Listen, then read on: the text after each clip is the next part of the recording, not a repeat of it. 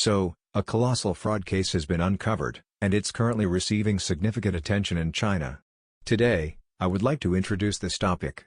By the way, some are calling this the largest fraud case in history. China has exposed numerous cases of massive fraud in the past, but even among those, this one is considered to be on a completely different scale. People are questioning whether such a thing could really be true. So, first of all, let's take a look at the details.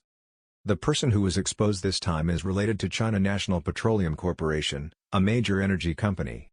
The person in question, who was a former top executive at the company, was arrested for fraud.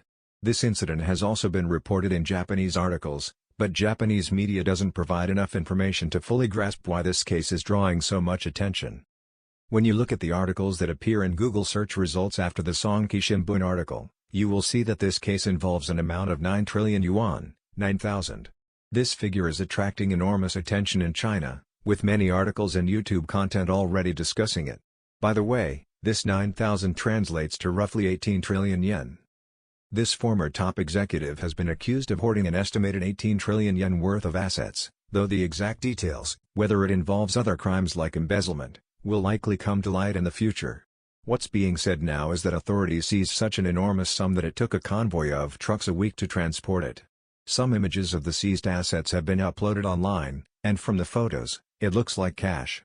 The highest denomination of Chinese currency is 100 yuan, which is equivalent to about 2,000 yen. So even though not all of it was in cash, the total value amounts to a staggering figure, requiring trucks for transportation. At present, there has been no official statement from the Chinese Communist Party regarding this case.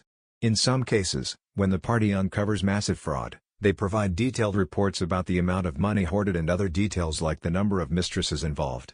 But for now, the exact sum and the full extent of the illicit gains are still being calculated, which might explain the lack of an official announcement. As it stands, the 9 trillion yuan figure could either be speculation or based on internal leaks. However, just from the images that have surfaced, it's clear that the amount involved is enormous. Given that no official denial has been issued, the speculation that this person had indeed amassed a staggering 18 trillion yen appears credible. The next part of this story involves discussing why this issue reflects the state of China today. This former top executive, despite being caught with such an incredible amount of ill-gotten wealth, was only a mid-level official within the Communist Party hierarchy. Even though he was the head of a major energy company, he was still considered a minor figure in the broader context of the party's power structure.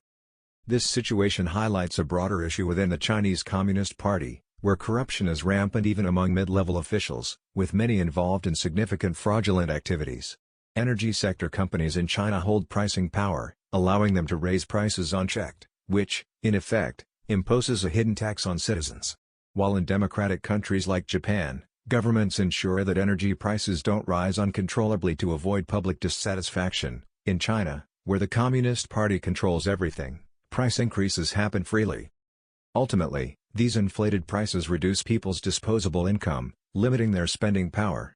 This, in turn, affects businesses that rely on consumer spending, reducing overall economic activity.